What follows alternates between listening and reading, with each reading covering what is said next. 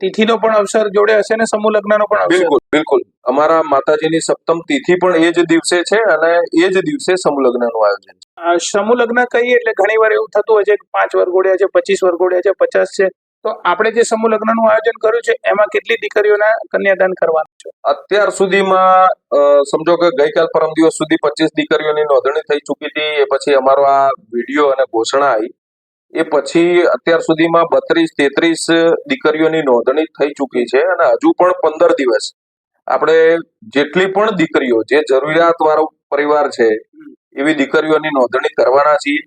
એટલે આ યુટ્યુબ ચેનલના માધ્યમથી પણ હું આપ સૌને કહેવા માંગુ છું કે વધુમાં વધુ લોકો આ સેવા યજ્ઞમાં જોડાય, પોતાની દીકરીનું આ સમૂહ લગ્નમાં લગ્ન કરાવવાનું એ પરિવાર વિચારે એવી પણ વિનંતી કરું છું.